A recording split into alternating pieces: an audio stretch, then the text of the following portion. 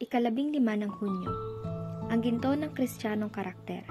Ang mabuting pangalan ay dapat piliin kaysa malaking kayamanan, at mabuti kaysa pilak at ginto ang magandang kalooban. Kawikaan, Kapitulo 22, versikulo 1. Ang mga kalalakihan ay maaaring maghangad ng katanyagan.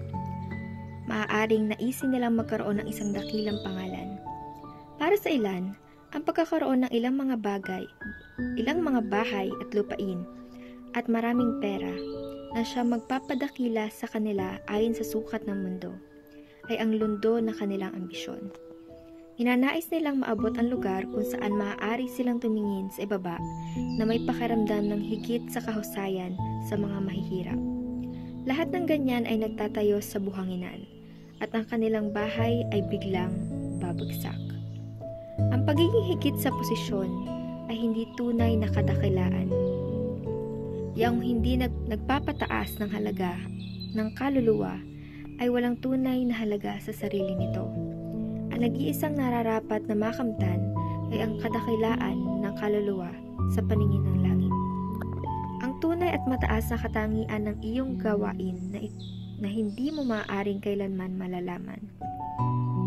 Ang halaga ng iyong sariling pagkatao ay masusukat mo lamang sa halaga ng buhay na ibinigay upang iligtas ang lahat ng tatanggap nito.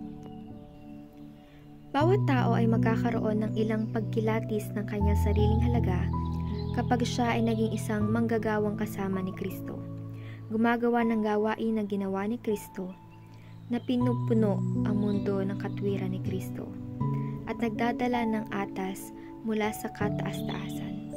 Ang atas na ibinigay sa mga alagad ay ibinigay sa lahat ng may kaugnayan kay Kristo. Dapat nilang gawin ang anuman at bawat sakripisyo para sa kagalakan na makita ang mga kaluluwang naligtas mula sa kamatayan para kay Kristo. Ang pinakamataas na karangalan na maaaring igawad sa mga tao, maging bata man o matanda, mayaman o mahirap, ay ang pahintulutang itaas ang naaapi, ang aliwin ang mahina ang pag-iisip. Ang mundo ay puno ng pagdurusa. Humayo kayo at ipangaral sa mga dukha ang magandang balita. Pagalingin ang may sakit. Ito ang gawain na maiugnay sa mensahe ng Ebanghelyo. Ipangangaral sa mga dukha ang magandang balita.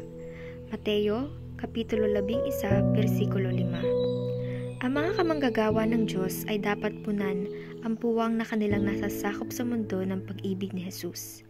Ang pag-ibig ni Kristo na nasa puso ay pinahayag sa mga kilos. Kung ang pag-ibig kay Kristo ay walang buhay, ang pag-ibig para sa mga taong kinamatayan ni Kristo ay hihina.